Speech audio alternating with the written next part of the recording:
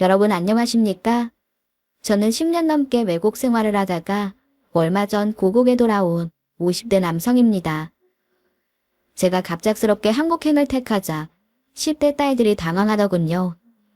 특히 대입을 앞둔 큰딸은 걱정이 이만저만이 아니었습니다. 아빠, 우리 여기서 계속 사는 거 아니었어요? 갑자기 한국이라니. 난 당연히 여기서 대학 나와 자리 잡을 생각이었는데. 그래, 너희가 혼란스러울 거 알아. 근데 우리가 이번에 돌아가지 않으면 나중에 두고두고 계속 후회할 것 같아. 그러니 이번만 아빠 말을 좀 따라줄래? 너희 지금 하는 것처럼만 하면 한국에서도 얼마든지 잘 될 수 있을 거야. 하지만 딸의 얼굴은 여전히 어두웠습니다. 물론 학창시절의 대부분을 외국에서 보내고 그곳에서의 미래를 꿈꿨으니 놀라는 건 당연했어요. 그러나 그런 상황에서도 제가 한국행을 선택할 수밖에 없었던 간절한 이유가 하나 있습니다. 오늘 저는 여러분에게 그 사연을 들려드리고 싶어 이렇게 용기를 내게 됐어요. 늘 듣기만 하던 입장이었는데 막상 제 얘기를 하려니 좀 긴장이 되네요. 어렵게 용기 낸 만큼 그리 많은 분들이 이에 가슴 시린 사연을 함께 해주시면 감사하겠습니다. 저는 보령의 작은 바닷가 마을에서 태어났어요. 아버지는 어머니가 저를 임신 중이실 때 된 일을 하다 돌아가셨죠. 한마디로 저는 아버지의 얼굴도 모르는 유복자였습니다. 그 뒤로 어머니는 저를 키우기 위해 홀로 험난한 세상을 헤쳐나가야 했네요. 남의 집에 파출부도 다니고 식당에서 설거지도 하셨다고 합니다. 그러다 제가 초등학교에 들어갈 때쯤 시장에서 생선을 팔기 시작하셨어요. 그 돈으로 저희 모자는 입에 풀칠하고 겨울도 따뜻하게 날 수 있었죠. 비록 남들에게는 우습게 보일지라도 저희에게는 고마운 생계수단이었습니다. 어머니는 그런 환경을 미안해하셨지만 저는 넉넉지 못한 형편에 큰 불만은 없었어요. 단지 늘 파스 냄새를 풍기는 어머니를 제가 편안하게 모시고 싶다는 생각만 가득할 뿐이었네요. 그래서 내심 고등학교만 졸업하면 돈을 벌겠다고 마음먹었죠. 하지만 어머니의 생각은 달랐습니다. 공부를 곧잘 하던 저를 대학까지 보내고 싶어 하셨어요. 하루는 제가 생선가게에 마중을 나가자 어머니가 갑자기 화를 내며 이렇게 말씀하셨어요. 너, 어미가 시장에는 얼씬도 말라고 한 거 잊었어? 나 혼자 들어가도 된다는데 왜 자꾸 여길 기웃거려? 그 시간에 책이라도 한 줄 더 봐. 여태 책 보다가 머리 식힐 겸 잠깐 나온 거예요. 여기 좀 온다고 큰일 나요? 몇 시간이 걸리는 것도 아니고 집에서 10분 거리인데 뭐. 안 되겠다. 너 여기 더 두다가는 이도 저도 안 되겠어. 내일부터 당장 서울 올라갈 채비하자. 서울이라니? 내가 엄마 두고 혼자 어딜 가요? 그리고 서울 가면 누가 밥을 공짜로 먹여줘? 그런 제 말에 엄마는 걸음을 재촉하셨어요. 그리고는 집에 돌아와 서랍 깊숙한 곳에 숨겨둔 쌈짓돈을 꺼내며 말씀하셨습니다. 일단 이거면 당분간은 버틸 수 있을 거야. 그러니 당장 하숙집이랑 학교부터 알아보자. 영숙이 아줌마네 큰아들이 살던 하숙집이 싸고 괜찮다니까 거기로 가. 매달 하숙비랑 용돈은 엄마가 보내줄 테니 넌 아무 걱정 말고. 엄마, 갑자기 무슨 서울에 가라 그러세요. 알았어요. 내일부터 시장에 월신도 안 하고 공부만 할 테니 걱정 마세요. 안 돼. 안 그래도 너 서울 보내려고 마음먹고 있었어. 여기서 보는 거야. 죄 못 배워 험한 일하는 사람들 뿐이잖아. 그러다가 네 아버지처럼 배나 타는 꼴 나는 못 본다. 그러니 넌 서울 가서 꼭 대학에 가야 돼. 알았어요. 대학 갈게. 근데 공부는 여기서도 할 수 있어요. 서울은 대학 갈 때 갈게요. 네 주변에 누가 너처럼 공부 잘하는 애가 있어. 다 몰려다니면서 놀기나 하지. 그런 애들이랑 어울려봤자 득될 거 하나 없어. 그러니 하루라도 빨리 서울 가서 공부해.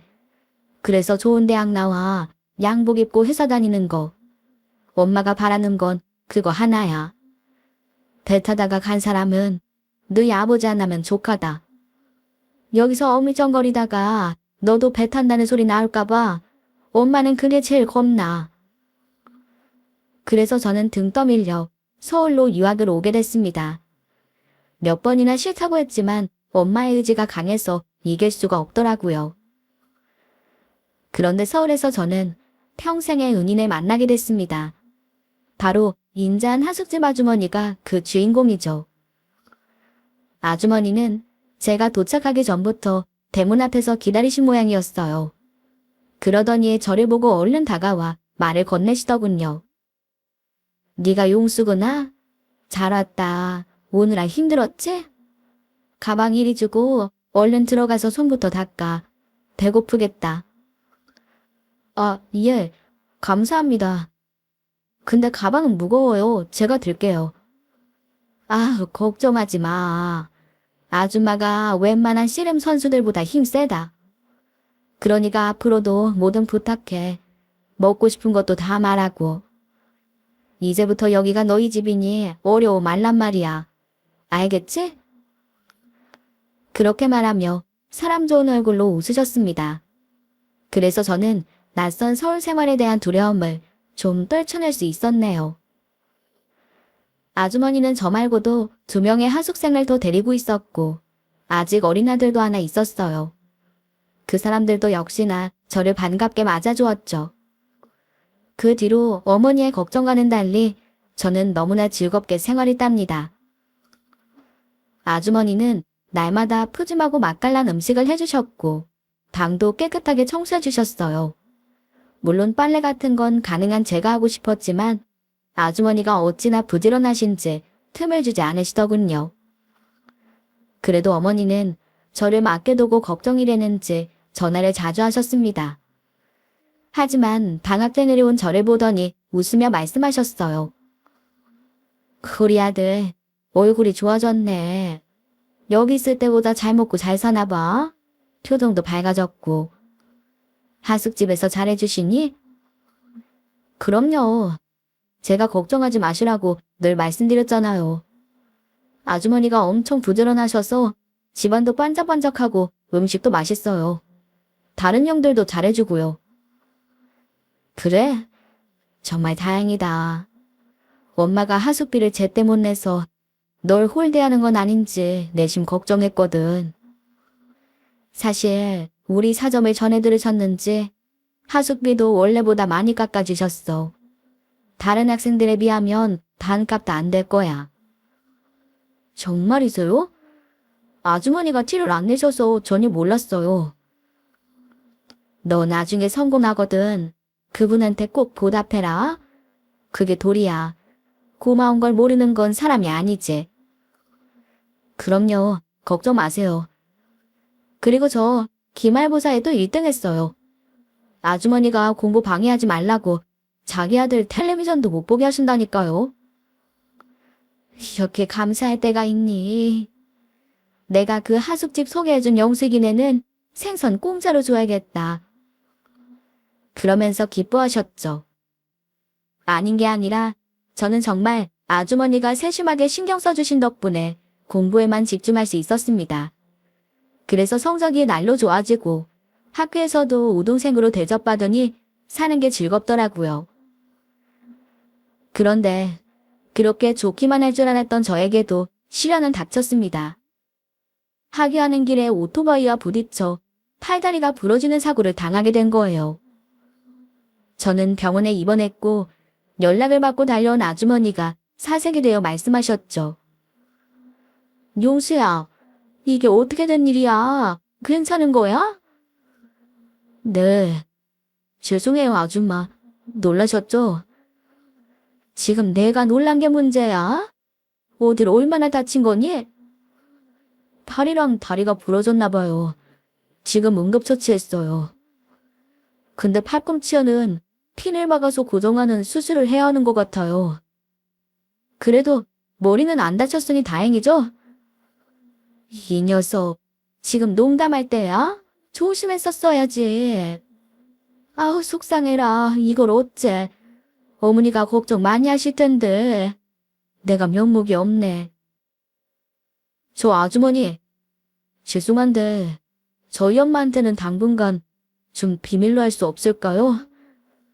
뭐? 아니, 그래도 아들이 이렇게 다쳤는데 말씀은 드려야지. 네. 근데 제가 좀 천천히 말씀드릴게요. 놀라실 것 같고. 그래. 알았다. 그럼 아줌마도 당분간은 아무 말하지 않을게. 그래서 저는 어머니에게 다친 사실을 말하지 않은 채 수술을 받았습니다. 사실 방학 때 만난 어머니는 살이 많이 오른 저와는 달리 얼굴이 많이 상해 있었어요. 물론 장사하느라 늘 피곤해 보이는 게 일상이었지만 그때는 이상하게 더 힘들어 보이더라고요. 그래서 차마 제가 다쳤다는 말을 꺼낼 수 없었습니다. 하지만 계속 아무 말 안 하고 버틸 순 없었어요. 병원비를 내야 하니까요. 그래서 무거운 마음으로 한숨을 쉬는데 반찬을 해오신 아주머니가 그 모습을 보며 말씀하시더군요. 왜 한숨이야? 아직 엄마한테 말씀 못 드려서 그러니? 아, 네. 어떻게 하셨어요? 하나뿐인 아들이 다쳤다는데 가만히 있는 엄마가 어디 있겠어. 아직 아무것도 모르시니 매일 전화하셔서 안부만 물으시지. 아, 너 엄마 걱정하실까봐 말 못하는 거니? 네. 사실 지난번에 갔을 때 엄마 얼굴도 너무 안 좋았고. 그래, 그럼. 엄마가 그렇게 걱정되면 우리 다 나은 다음에 말씀드리자. 그리 심각한 병도 아니고 어차피 시간이 지나면 뼈는 붙는 거니까.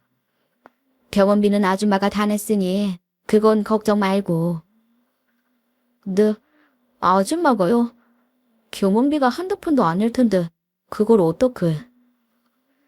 괜찮어. 아줌마 이래 보여도 아예 부자야. 넌 아무 걱정 말고 얼른 나을 생각이나 해. 엄마가 어렵게 돈 벌어 유학 보내셨는데 이렇게 병원 신세만 지고 있으면 안 되잖아. 그래도 그건 너무 죄송해서 안 돼요. 지금도 저희 사정 봐주신다고 들었는데. 아줌마도 혼자 자식 키우는 고단함을 알아서 그래. 과부 마음은 호래비가 안다잖니? 금쪽보다 귀한 아들을 맡기셨는데 내가 데리고 있다 다친 거잖아. 그러니 나한테도 책임이 있지. 그리고 내 맘 먹고 살면 다 내 자식이나 마찬가지야. 난 널 대할 때 남이라고 생각한 적 한 번도 없다. 아주머니, 감사합니다.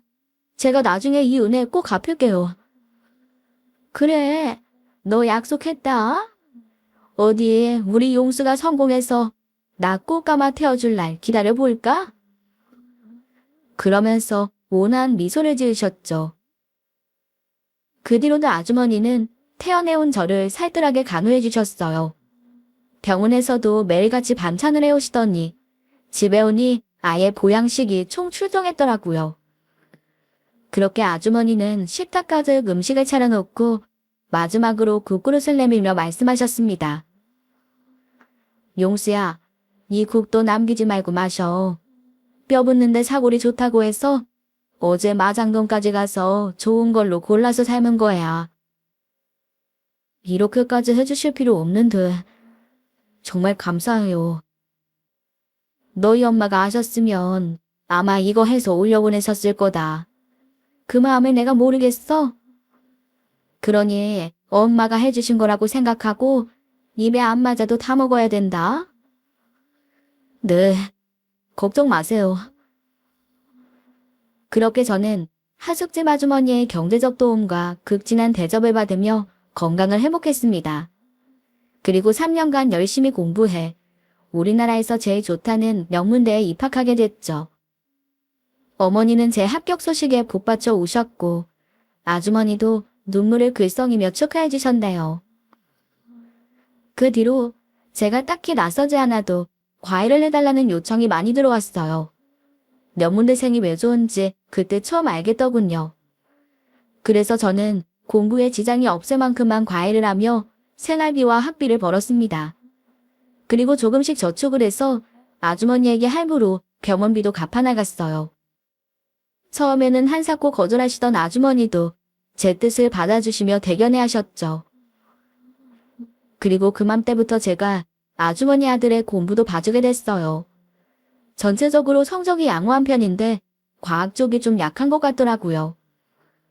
아주머니는 제게 미안해 하셨지만 저는 그렇게라도 도움을 드릴 수 있어 너무 행복했답니다. 아이도 저를 형이라고 부르며 친동생처럼 곰살맞게 굴었거든요. 저도 외롭게 자란 터라 그런 모습이 귀엽더라고요. 그러던 어느 날 아침상에 미역국이 올라왔어요. 그런데 그날은 아주머니 아들의 중간고사 날이었죠. 아니나 다를까 아이가 밥상을 보더니 제 엄마에게 한마디 하더군요. 엄마, 나 오늘 시험인 거 잊었어요. 왜 하필 미역국이야? 아, 그랬지? 그럼 넌 좀 기다려. 된장국 퍼줄게. 저는 그런 아이에게 웃으며 말했습니다. 그거 다 미신이야. 일일이 그런 거 신경 쓰면서 스트레스 받지 말고 자신을 믿어. 네가 철저히 준비했으면 미역국이든 뭐든 상관없는 거야. 그러자 아이가 장난스럽게 대답했어요. 예, 어른 하시겠어, 선생님? 엄마, 이거 그냥 먹을게요.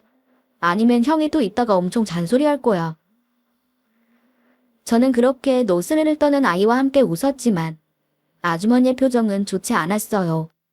아침에 늘 웃으며 인사해 주시던 모습도 그날은 찾아볼 수 없었습니다. 저는 좀 의아한 마음이 들었지만 대수롭지 않게 여기며 넘어갔습니다. 하지만 그날 저녁에도 여전히 아주머니의 얼굴에는 먹구름이 잔뜩 끼어 있더군요.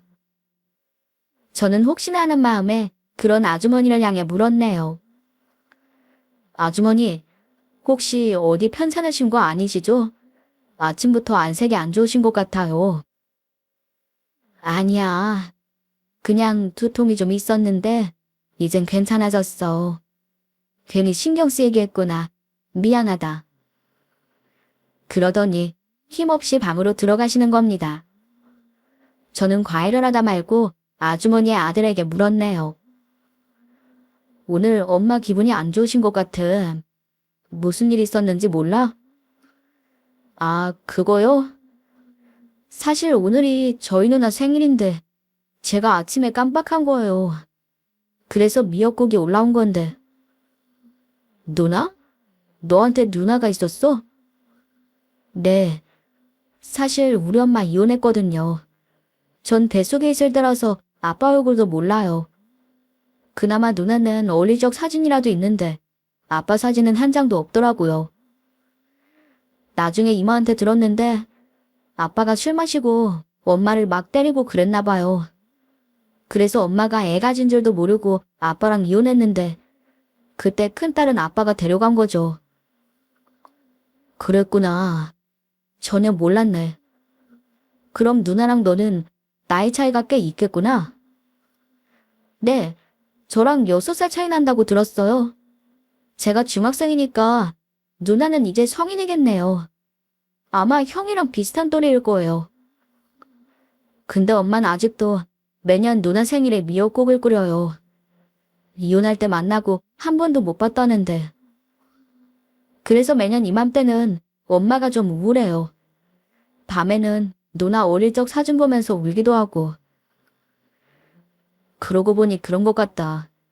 아주머니가 유난히 말수가 적은 날이 있었어. 그게 너희 누나 때문이었구나. 근데 왜 아직도 연락하지 않는 거니? 성인이면 누가 반대한다고 못 만날 나이가 아닌데. 아예 생사도 모르는 것 같아요.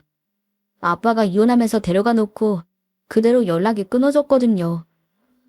엄마가 찾아보려고 이것저것 해보는 것 같던데 방법이 없으니 포기했겠죠 뭐. 저는 생각지도 못한 얘기를 듣고 놀랐습니다. 그리고 그날부터 그 사연이 계속 신경 쓰였어요.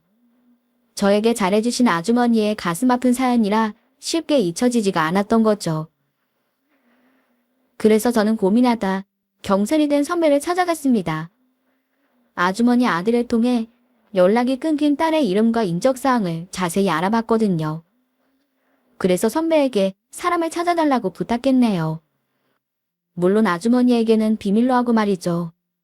만약 아무 성과도 없다면 괜히 실망만 드릴 것 같아 조심스러웠거든요. 그런데 하늘이 도운 걸까요? 제가 부탁한 지 한 달 만에 선배가 주소 하나를 알려주더라고요. 그러면서 여자의 근황에 대해서도 말해주었죠. 이 주소로 찾아가 봐. 확실할 거야.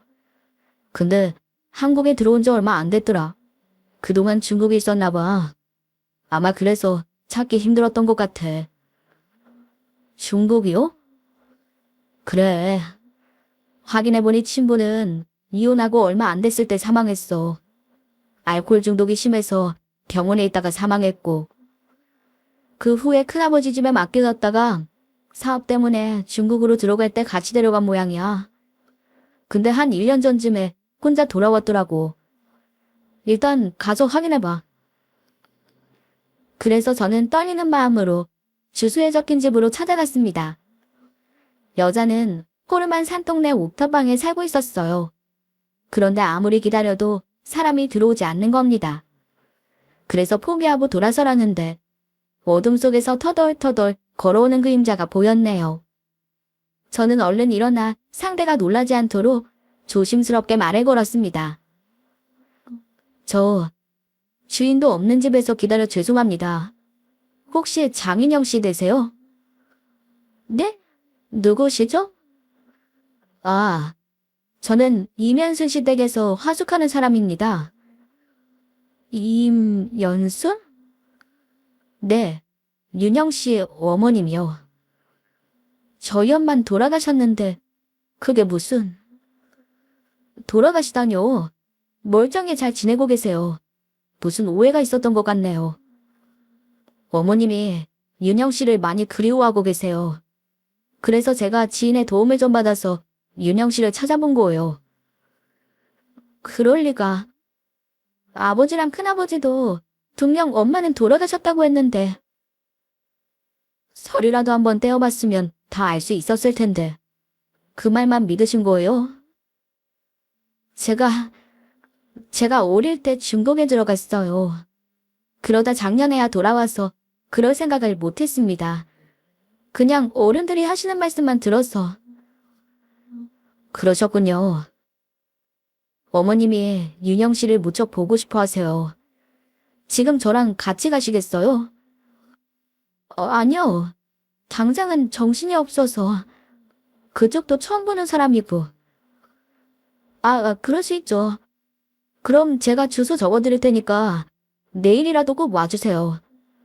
어머님이랑 남동생이 애타게 기다리고 있어요. 남동생이요? 제가 동생이 있나요? 네. 어머님이 이혼할 때 임신 상태셨던 모양이에요. 그럼 기다리고 있겠습니다. 꼭 와주세요. 저는 그 말을 남기고 돌아설 수밖에 없었습니다. 지난 세월이 얼만데 처음 보는 사람이 엄마를 만나러 가자고 하면 놀랄 수밖에 없을 테니까요. 저는 아주머니의 딸이 현명하게 판단하기를 손꼽아 기다릴 수밖에 없었네요. 그런데 일주일 후 여자가 손에 종이를 들고 하숙집으로 찾아왔더라고요. 그날은 주말이라 모두 함께 점심을 먹고 있었어요. 그러다 낯선 목소리가 들려오자 아주머니가 현관으로 나가셨습니다. 저는 얼른 따라 나가 손님의 얼굴을 확인하고 앞으로 나서며 여자를 향해 인사했습니다. 오셨군요. 감사합니다. 얼마나 기다렸는지 몰라요. 민영 씨 인사하세요. 어머니세요. 그러자 아주머니가 저를 바라보며 눈을 동그랗게 뜨고 말씀하셨어요. 윤영이? 지금 윤영이라고 했어? 네, 아주머니 따님이요. 제가 경사라는 선배한테 부탁해서 찾아봤어요. 근데 결과가 어떨지 몰라서 말씀을 못 드리고 있었거든요. 근데 윤영 씨가 아주머니 만나러 이렇게 찾아온 거예요. 제 말에 아주머니는 믿을 수 없다는 듯 떨리는 목소리로 다시 물었습니다. 뭐라고? 그게 정말이야? 정말 우리 윤영이가 맞는단 말이지? 네, 틀림없어요. 어서 인사 나누세요. 그러자 누가 먼저랄 것도 없이 아주머니와 그 딸이 서로를 끌어안으며 오열했습니다. 그리고 누나를 처음 만난 아주머니의 아들도 눈물을 글썽이며 제 누나에게 안기더군요. 그렇게 생사도 모르던 가족들이 저의 노력으로 재회했답니다. 그 뿌듯함과 기쁨 때문에 저까지 눈물이 나더라고요. 그 후로 아주머니의 딸은 하숙집에서 엄마를 도와 살림을 꾸려나갔어요. 들어보니 여자는 엄마가 돌아가셨다는 말을 철석같이 믿었더군요. 그래서 큰아버지 내외를 따라 그 집 아이들을 돌보며 고생스럽게 살았다고 했어요. 그러다 성인이 되자 도망치듯 고국으로 돌아온 거죠. 아주머니는 딸의 가슴 아픈 사연에 매일 눈물바람을 하셨습니다. 하지만 그 와중에서도 제게 연신 고맙다고 인사하는 건 잊지 않으셨네요. 용수야, 넌 정말 내 은인이야. 이 은혜는 내 죽을 때까지 잊지 않으마. 아주머니가 행복하시니 저도 너무 좋아요. 이제 아무 걱정 마시고 따님이랑 오래오래 행복하게 사세요. 그러자 아주머니는 제 손을 잡고 하염없이 눈물을 흘리셨죠. 그리고 몇 년간 평화로운 나날이 흘러갔습니다. 그동안 저는 군대에 다녀와 복학했어요. 하지만 복학한 지 반년 만에 하늘이 무너지는 소식을 들어야 했습니다. 바로 고생만 하시던 어머니가 최장암 판정을 받게 되신 거예요. 그러다 치료를 시작한 지 1년도 되지 않아 돌아가시고 말았죠. 저는 눈물을 흘리며 어머니 영정사진을 끌어안고 말했습니다. 엄마, 내가 좋은 회사 취직해서 호강시켜드린다고 했잖아요. 그걸 못 기다리고 이렇게 가시면 난 어떡하란 말이야. 하지만 고인은 말이 없었어요. 저는 대답 없이 어머니를 부르며 목 놓아 우는 것밖엔 할 수 있는 것이 없었습니다. 그때 제게 힘을 준 사람들 역시 하숙집 식구들이었어요. 아주머니는 말할 것도 없고 그 딸과 아들까지 내내 빈소를 지키며 저를 위로해 주었죠. 그래서 의지할 곳 없던 제가 기댈 수 있는 유일한 안식처가 되어주었답니다. 사실 군대에 있는 동안에도 아주머니의 딸은 제게 편지도 자주 보내오고 김밥을 싸서 면회오기도 했어요. 그러면서 서로에게 호감을 느껴갈 때쯤 제가 모친상을 당하게 된 거죠. 그 후로 여자는 제게 더 큰 의미로 다가왔습니다. 아주머니를 닮아 성품도 따스했지만 제 눈에는 그렇게 예쁠 수가 없더라고요. 그래서 제가 대학을 졸업하고 외국계 은행에 취업하자 결혼을 서두르게 됐죠. 처음에 저희 사이를 알게 된 아주머니는 깜짝 놀라셨어요. 그러면서 조용히 저를 불러앉히고 물으셨네요. 용수야, 너 같은 사내가 우리 딸을 좋아해준다니 내가 얼마나 고마운지 몰라. 넌 누가 봐도 1등 신랑감이잖아. 근데 우리 윤영이가 정말 좋은 게 맞니? 남녀 사이의 감정이 맞는지 묻는 거야. 혹시나 우리 애가 안쓰러워서 동정하는 걸 착각하는 건 아닌가 해서. 아니에요. 윤영이 저한테는 세상 누구보다 곱고 귀한 사람이에요. 아주머니가 무슨 걱정하시는지 조금 알 것 같지만 그런 거 아닙니다. 전 정말 윤영이가 필요해요. 이제 윤영이 없는 제 인생은 상상하기도 힘들거든요. 그렇게 말해주니 정말 고맙다. 내가 무슨 복으로 너 같은 사람을 만났는지 몰라. 처음에 가방 하나 들고 우리 집에 들어설 때도 넌 남달랐어. 청렴하고 예의 바르고. 사실 용수 너를 보면서 우리 인영이도 저런 사내 만나면 얼마나 좋을까 매번 생각했지. 근데 정말 우리 애랑 짝이 된다니 내가 더 이상 여한이 없네.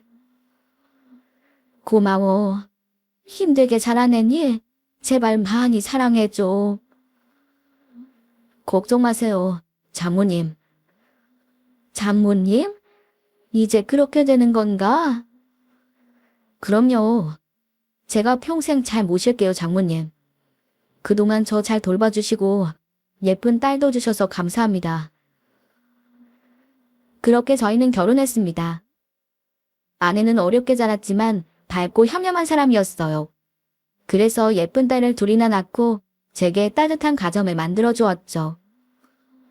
그동안 장모님은 저희 집에 반찬과 김치를 해나르며 딸이 사는 모습을 흐뭇하게 바라보셨답니다.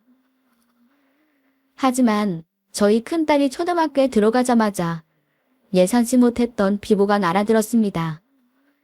바로 작별 인사조차 나누지 못한 채 아내가 세상을 떠나버린 겁니다. 아내는 마트에 다녀오다 운전미숙 차량에 치이는 사고를 당했어요. 초보 운전자가 엑셀과 브레이크를 착각해 그대로 아내를 향해 돌진한 모양이더군요. 저는 아연실색해 병원으로 달려갔지만 이미 아내는 이 세상 사람이 아니었습니다. 그래서 저는 터질 듯한 슬픔을 억누르며 아내의 마지막을 지켜줘야 했죠. 물론 장모님과 천안도 제정신이 아니었어요. 예고도 없이 찾아든 이별 앞에 저희는 모두 무기력할 수밖에 없었네요. 그렇게 아내가 갑자기 떠나버린 뒤 저는 애써 멀쩡한 척 살아가야 했어요. 제가 슬퍼하면 남은 아이들이 더 혼란스러울 것 같았거든요. 하지만 제 가슴도 시퍼렇게 멍들기는 마찬가지였죠.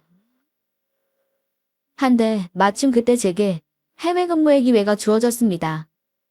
그래서 저는 망설임 없이 한국을 떠나버렸어요. 도저히 아내와의 추억이 있는 이 땅에서는 마음을 잡을 수 없을 것 같더라고요. 그리고 아이들과 고군분투하며 타지 생활에 적응하기 위해 노력했답니다. 하지만 저는 오히려 그게 편했어요. 낯선 곳에서 치열하게 살다 보니 아내를 생각하는 시간도 점점 줄어들었거든요. 당장 눈앞에 펼쳐진 문제만으로도 벅찬 게 현실이니까요. 그리고 그건 아이들도 마찬가지인 것 같았습니다. 한국에서는 엄마를 찾으며 울던 아이들이 밤만 되면 골아떨어지게 일쑤였네요. 아이들도 그만큼 고단한 시간을 보내고 있었던 거죠. 그렇게 눈 깜짝할 사이에 10년이라는 세월이 흘렀습니다. 꼬맹이였던 아이들은 어느새 숙녀가 되어 제게 잔소리를 늘어놓는 나이가 되었어요. 그 시간 동안 저희는 바쁘게 생활하며 각자 상처를 회복하고 있었습니다. 그래서 언젠가부터는 눈물 없이도 아내를 추억할 수 있게 됐죠. 하지만 단 하나 마음에 걸리는 게 있었어요. 바로 아내와 사별하고 10년이 지나도록 그 먼 외국까지 김치를 보내주시는 장모님이었습니다. 물론 저도 처음에는 거절하기 미안해서 그냥 받았어요. 하지만 해가 지날수록 점점 부담스러워지더군요. 아이들은 외국 입맛에 길들여져 김치를 먹지 않았어요. 그렇다고 궁상맞게 혼자 먹자니 잊었던 아내 생각이 더 절실해지더라고요. 그래서 고민하다 처남에게 전화를 걸어 10년간 마음에 담아둔 말을 꺼냈습니다. 처남, 잘 지내지? 근데 우리 말이야, 이제 김치 안 보내줘도 될 것 같아. 애들도 이제 밖에 있는 시간이 많고 나도 바쁘다 보니 집에서 밥 먹을 일이 거의 없어. 그래요. 안 그래도 저도 그럴 것 같은데 엄마가 너무 부탁을 하셔서 저도 어쩔 수가 없더라고요. 그래도 장모님한테 잘 말씀드려봐. 이거 보내는 비용도 만만치 않을 것 같은데. 네, 그렇죠. 저도 매번 그거 보내면서 생각이 참 많아요. 근데 엄마가 정성껏 만드신 거라 제가 마음대로 어디 주기도 그렇더라고요. 죄송해요. 제가 매형 불편한 생각을 못했네요. 아니야. 꼭 그렇다는 게 아니라 알았어. 내가 장모님이랑 얘기해 볼게. 엄마랑요? 아니에요, 명. 제가 말씀드릴게요. 내년에는 엄마가 보느라고 하셔도 제가 알아서 할 테니 걱정 마세요. 그렇게 말하고 서둘러 전화를 끊더군요. 저는 괜히 처남만 곤란하게 만든 것 같아 미안한 생각이 들었습니다. 그래서 장모님께 직접 말씀드리기로 마음먹었어요. 설사 조금 섭섭하시다고 해도 어쩔 수 없는 일이라고 생각했죠. 환영받지도 못하는 김치를 내년에 보내시게 놔두는 것보다는 낫다고 생각했습니다. 그런데 제 전화를 받은 장모님은 인사도 반릉동 마는동 하시더니 본인 할 말만 하셨어요. 박서방, 이번 김치는 좀 짜게 된 것 같아. 그래도 밥이랑 먹으면 괜찮을 테니 참고 먹어봐. 나도 이제 늙는지 간이 영 예전 같지가 않네. 내년에는 더 맛나게 해서 보내줄게. 장모님, 이제 김치 하느라 그만 애쓰셔도 돼요. 애들이 김치를 잘 안 먹거든요. 그 맛있는 김치를 왜 안 먹어? 그러지 말고 밥 잘 챙겨서 다 먹어. 내가 내년에는 더 잘해준다니까. 그렇게 계속 같은 말씀만 하셨답니다. 그래서 저는 답답한 마음에 그만 볼멘 소리를 하고 말았어요. 장모님, 요즘 애들은 그렇게 김치 안 좋아해요. 그러니 제발 그만 좀 보내세요. 그러자 장모님이 놀라셨는지 아무 말씀이 없으시더라고요. 저는 죄송한 마음에 계속 장모님을 불렀습니다. 하지만 아무런 대답 없이 그대로 전화가 끊어져 버렸죠. 저는 한급히 다시 전화를 걸었지만 전원이 꺼져 있다고 나왔어요. 그래서 하는 수 없이 다음날 다시 전화해 참아야겠다고 생각했습니다. 한데 다음날 제가 전화를 드리기도 전에 장모님이 먼저 영상을 한 개 보내셨더군요. 전에 없던 일이라 궁금한 생각이 들더라고요. 그래서 얼른 메시지를 열어 영상을 확인했답니다. 그런데 한참 영상을 보던 저는 그만 흐르는 눈물을 멈출 수가 없었어요. 가슴이 너무 아프고 죄스러워 아무 말도 할 수가 없더라고요. 영상 속에서 장모님이 죽은 딸이 살아있는 것처럼 이름을 부르며 안부를 묻고 계셨기 때문입니다. 윤영아, 잘 지내지? 애들이랑 박서방 잘 챙기고 너도 아프지 말고 잘 지내거라. 혹시 집에는 언제 오니? 엄마가 너 오면 해주려고 도토리를 잔뜩 따서 말려놨어. 너 도토리묵 좋아하잖아. 보고 싶네, 우리 딸. 영상은 끝났지만 저는 휴대폰을 붙잡고 한참을 더 우울할 수밖에 없었어요. 그리고 눈물이 멈춘 후에 처남에게 다시 전화를 걸었습니다. 그러자 처남 역시 잔뜩 가라앉은 목소리로 대답하더군요. 매형, 죄송해요. 하도 보내달라고 하시는 통에 더는 거절할 수가 없더라고요. 다소 아시겠지만 엄마 상태가 좋지 않으세요. 그래서 한참 전부터 누나한테 전화를 걸어달라고 하시는 걸 제가 영상 찍어 보내자고 했어요. 도대체 언제부터 저러신 거야? 왜 그동안 말을 안 했어? 어렵게 만난 누나를 보낸 게 너무 힘드셨나 봐요. 매형 떠나고 다음에 치매 판정 받으셨어요. 다행히 착한 치매라고 난폭하거나 그런 건 없으세요. 근데 누나를 계속 찾으셔서 처남이 진간에서 고생 많았겠구나. 그래도 나한테 말은 해줬어야지. 난 정말 아무것도 몰랐잖아. 매형이 어떤 마음으로 여길 떠났는지 잘 아는데 엄마 걱정까지 보탤 수가 없었어요. 그냥 엄마는 계속 누나가 바빠서 못 오시는 줄 아시는 게 서로에게 좋을 것 같아서요. 내가 당장 갈게.